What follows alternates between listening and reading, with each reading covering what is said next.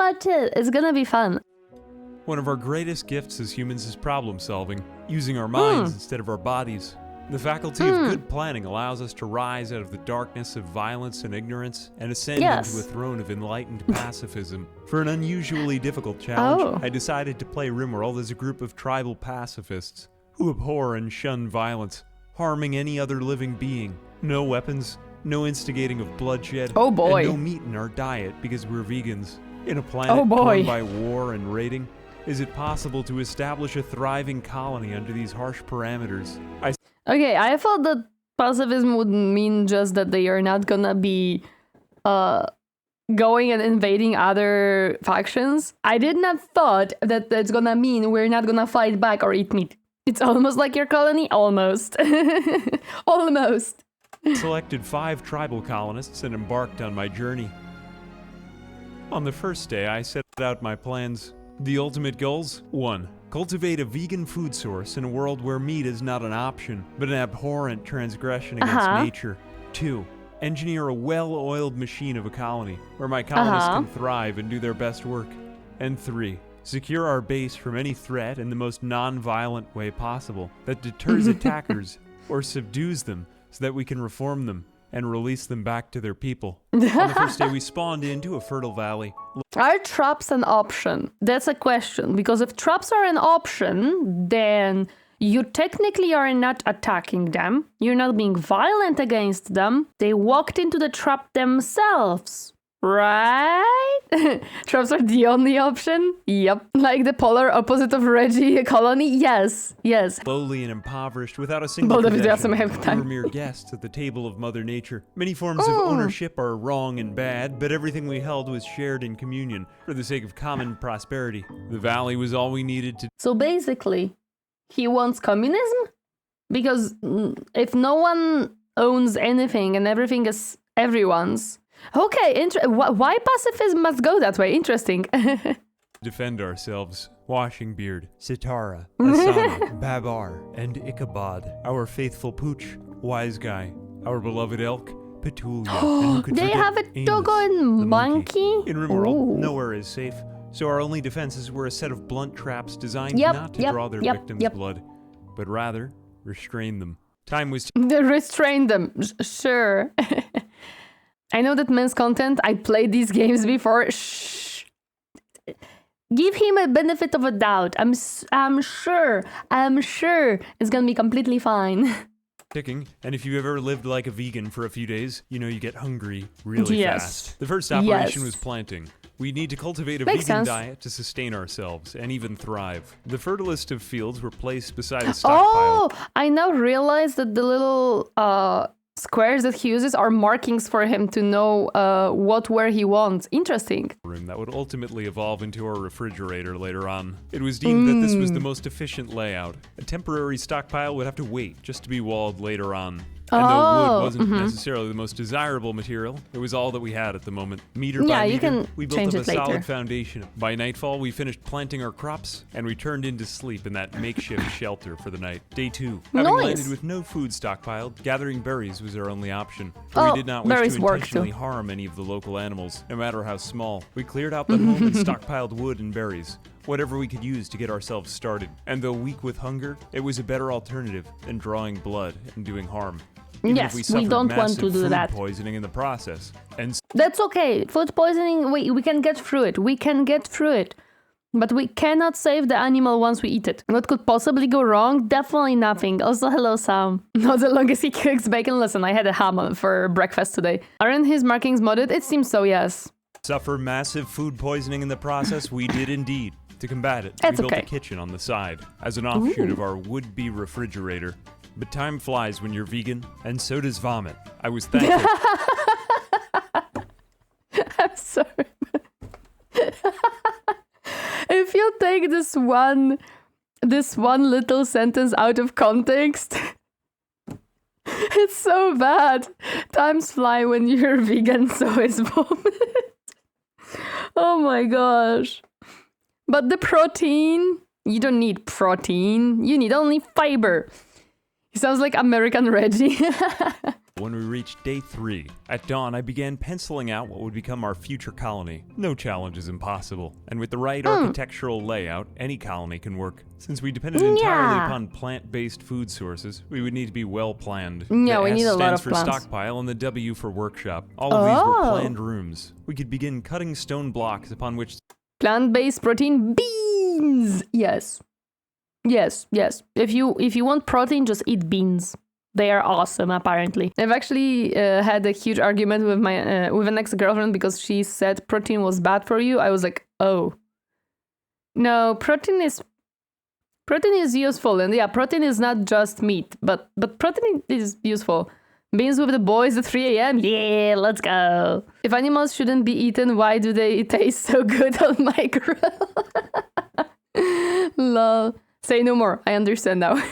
to lay the foundation for the rest of the base. But first we needed to research this essential technology. Yes, a single cold snap or failing to properly preserve our foods could signal death. Well, the colony would not be beautiful, but functional at first, with the inputs meeting the outputs, minimizing the walking distances, and ultimately making possible that essential feature, security. How would pacifists defend themselves? With the food piles shrinking, it all came back to that great gift we have as humans, problem solving. So in communion, we began tidying our food sources until that first threat, a maddened gazelle, emerging from the underbrush. Not wishing to do harm, but only preserve our own safety, we ensnared the gazelle instead of killing it in a blunt trap designed to subdue the beast without drawing its blood. Due to the well, it did draw the blood, so I see blood there. Am I the only one? Fortunate laws of motion and forces, the gazelle's front right leg. Those steel traps can one-shot human pawns. Shh, you didn't saw that. They are definitely not steel, they're wooden. You're wrong, Mr. Cat, you're wrong. Leg was completely destroyed by the trap. And though the beast perished, its final moments were marred by transgressions of violence. We washed our hands and laid it to rest, having performed the smallest possible necessary. I thought that he's gonna try to like save the animal, because you can do that. I did it a few times, like you can rescue it and put it on like the medical animal spot and you can actually help it. That's what I would do. Poor gazelle. Necessary intervention in order to preserve our colony from destruction. How would we fare with humans? Speak of the devil. When dawn rose on the 6th day, a woman named Purple assaulted us. Wolf. Fortunately, we had prepared liberally for this occasion. She was ensnared, but huzzah, non-lethally. Though shoddy in its construction. Non-lethal, good job. Yeah, but maddened animals can't be cured. Oh, they can't be cured. Okay, that makes sense. We prepared a cell in which we would nurse her back to full health and release her home to her people. Unfortunately, her entire right leg was just destroyed by the trap. But at least she was alive, having intended to kill us. And while she healed, we researched new technologies. We had drawn too much blood from our aggressor. Oh yeah, because he's starting with the tribal, not the usual starting point. So he has to research absolutely everything from the get-go. I forgot about that one. With the intention only that our enemies learn from their mistakes and be forgiven, released back to their own people alive we just let them go. Could we, through technology, require less forceful measures to defend ourselves? Thus, any resources that would have been spent on weapons or armaments were instead utilized to research and develop our colony into an economic power. Wait, what's that building? Robo holder. Oh, that sounds so awesome. I see the Tori is in good hands in the lessons of dehumanization of pawns. No. Quite the opposite. Today we're learning how can we be nice to everyone. Also, hello there, Ariston. Welcome. Happy to see you. How are you doing today? Our house. We took upon ourselves roles that would enhance our natural proclivities. Asana, this is the ideology. Okay. Babar, brain of the operation, became our leader and speech giver. And Sitara, clan mother, took the role of the bringer of love. Sketches materialized into blueprints, and our base was constructed despite the treachery of raiders. You see, if the economy is strong enough, no one can even come near enough to touch you, I'm afraid. And although a few perished to our blunt traps, they brought it upon. See, some of them perished, but it's okay. Scariest sick animals can't be cured, but I think maddened ones calm down over time. I see. On themselves. The rest of the time they were maimed, or hopefully merely just bruised. Some of them lost a finger or toe, but it was all worth it for their reform. We continued building these traps. They walked into the traps themselves. Sinners. Once they were healed and bandaged, they could be released back to their people. Kill them with kindness, they say. I don't think that's killing with kindness. Okay. Especially if you literally kill them with kindness. But over time, I was confident that neighbors would grow to learn of our charity, and perhaps even decide to become friends instead of enemies. Friends! Over time, I began to welcome the occasional raid. You see, when a neighboring enemy sent over a raid, they expected their warriors to die, so they weren't angered by the loss of 1 or 2 souls. But I rejoiced at every assailant who was non-lethally. Wait a second, so you were fine with them dying in the end. I knew there'd be a catch to all this. Of course, there's always a catch. Third them in attempts to kill neighbors with machete named kindness. How to be nice to enemies. Do not wait with them immobilized on a dirt spot for 2 weeks before harvesting them for more money. Yeah, that's not a good idea.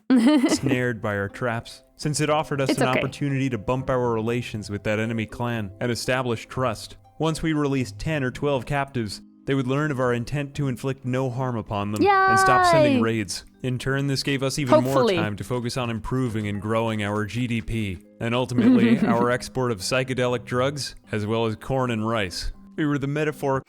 Why the drugs, though? I mean, yeah, why?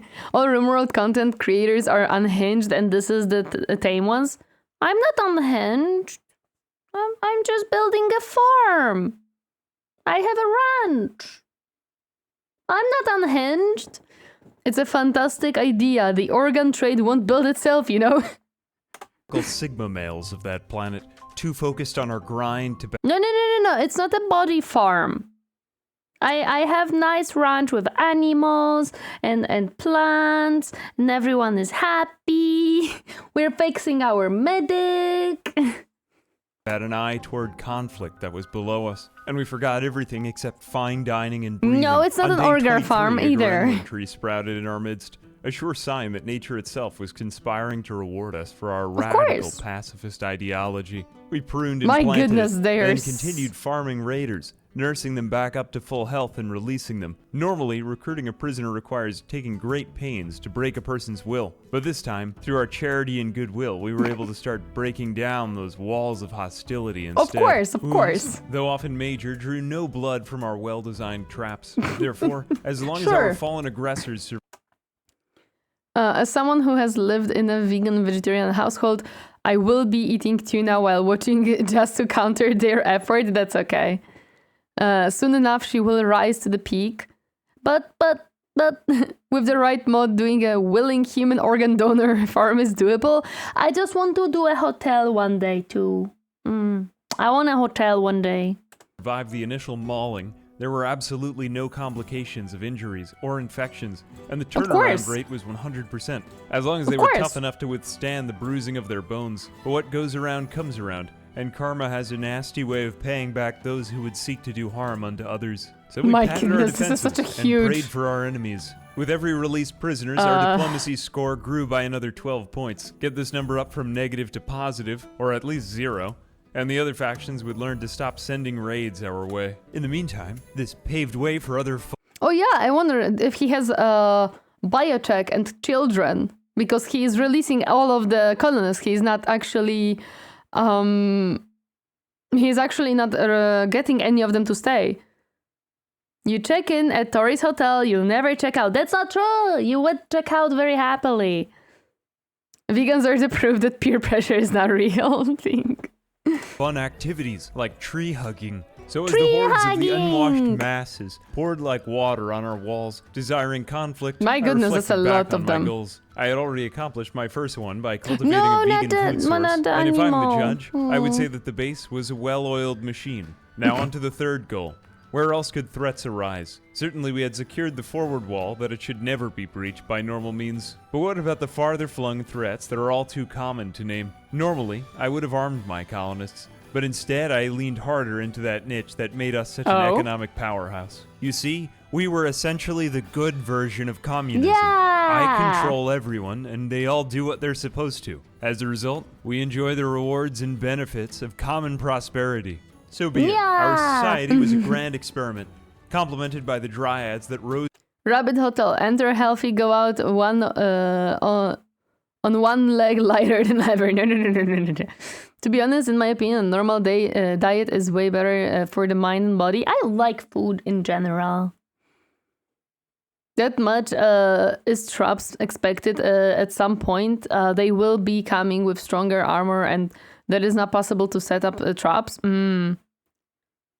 With some missing organs here and there, and maybe a collapsed lung. No. Perfectly healthy. And about the kidney lighter, no! Is up out of nature, desiring that they should help us in carrying out our righteous, peaceful crusade toward a safe, efficient utopia. Suddenly, when drop pods arrived, I realized that there were still many flaws and threats I had yet to address. I paused in extreme panic. How That's fast a trouble. could we run? Not very fast. But fast enough. They set fire to our beds, but our bedrooms were fireproofed.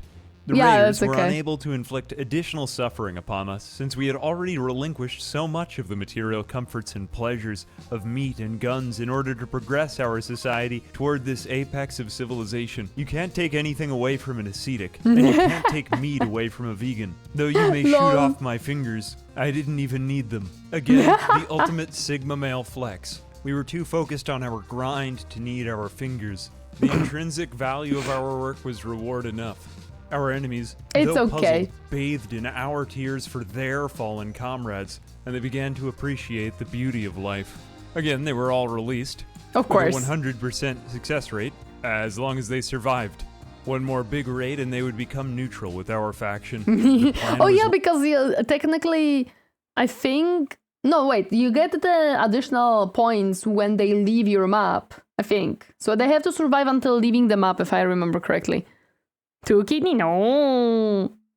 Your reward is the knowledge of a job well done. The game does seem fun, but really not something I could get into. Makes for a fun watch, though. It depends really what you like. Working. And so I took the time and extra resources to build up an elaborate peace symbol that grew heel root, smoke leaf, and psychoid. We spent the rest of our time constructing beautiful art. Even when mechanoids attacked, we had already finished fortifying every square foot of our own base in case of the off chance that evil robots might rain out of the sky to end our operation.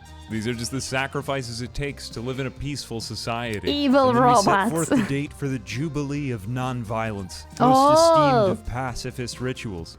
As it turns out, this is just a dance party. It's a dance party! The best dance party. It was a boring Jubilee. And nothing is more exciting than working. After all forms of entertainment and enjoyment are a lie, propagated by the media. Instead, we focused on shamanist activities and appealed to... No one needs entertainment, everyone just needs work. to traditional family values and creativity. Anyone who disagreed could step on a fat spike trap. I mean blunt trap. In time, they would learn. After all, we were right. Or were we? What is a life of conviction? And what is the good life? Well, enough of that. After some time, a woman named Ingrid wanted to join us. A 79-year-old asexual forester. Oh my goodness. Match. It wasn't long before we were releasing the last of the hostile faction members, and we had grown to neutrality with everyone. Yay! You see, having relinquished violence, aggression, and dominance, we had done something known by almost no human civilization since the Greeks and Romans. Can be we had surpassed any now. expectations, while the normies in the Dark Age... Maybe this is what I should do. To make everyone like me, maybe I just should be releasing all of the people. That way, no one would attack me. Other than animals, of course. Stop following me. Shot each other with crude weapons, buzzed by their intake of smoke leaf. We became the market makers and the suppliers of smoke leaf. Wait, he did what I want. He did the trading basically. You know, guys, I think I should follow what he does. I think that's a good idea. I think he's onto something. Essentially, we were Singapore. Copy all of the overpowered capitalist strategies on a societal level so that our economy would flourish. But continue to live as ascetics in common prosperity. We were living the good life. Don't question all the corpses in the entryway. They brought it upon themselves. For it was our foes who walked look into at the them. inanimate objects, bringing the harm upon themselves. True. At long last, the kinship of Irarar attacked. We had finally achieved perfect peace. Hostility turned to neutrality, and all it cost was the Everywhere. entire forest. Every tree just lay there dead in ruins. But Wait, that's the why? cost it takes, and not all are willing to pay that. Oh, is it because of the traps? Oh my goodness. In order to achieve peace and Here security, brings out what the would you spirit be of willing to Rimworld. sacrifice for world peace? We began to ascend into another evolution of civilization, utopia within our grasp. We had finally allied with all of the major factions, and we Yay! were untouchable. We did so by just sending everyone all of our silver. After all, of what My use goodness. is money when you have friends? It meant that anyone unwilling to negotiate an alliance would be done in by our tougher allies, or would phase plant directly into the walls of the 3 wide Lol. blunt traps that were now placed around every Oh my square inch of goodness. land. Of what Wait use a second, I have a question, because if you put blunt traps on the edge of the map, won't it also catch the traders when they try to come in? Isn't that kind of... I have a feeling you'd like a Red Knight. That man can do a heck of a job with storytelling in Rimworld. Oh yeah, I heard of him. I think I watched like 1 or 2 videos of him. You can't put structures there. Can build on the map edge without modding it in any way. Well, yeah, but still, wouldn't it catch the traders? is the natural landscape when you finally have security. Life is existential torture. You need to be willing to experience the maximum physical without pain table, if you want to keep no! peace. We entered the age of Aquarius. No! Just when victory was within grasp. They say pride is the road to self-ruin. And after the Tower of Babel, history has naturally been the downfall of mankind ever since. Even the greatest tree, uprooted, will never grow again. And like young arrogant gods, one by one, Washing Beard, Sitara, Asana, Babar, and Ichabod ate their last supper. Some call it original sin. No! I call it an unfortunate mod that causes you to die from eating without a table. Whatever the cause, the mighty now look upon their works and despair at the without a hubris of man and all his table. lofty hopes and expectations. We build castles in the sky, and they float only by our ambitions. But hope remains, and we keep reaching out toward that bright future of peace. Can we leap where our ancestors failed? As always, I'm AmbiguousAmphibian. Bless my patrons, with whom I eat at the table Oh my every day in a goodness. shamanist communion feast. Thanks for watching. Until we meet again next time. Oh, thank you, Amphibian. I freaking love you. You're such a great person. Grimworld story will make an admech colony with cosmetic mods. Yes, that's my plan. Yep.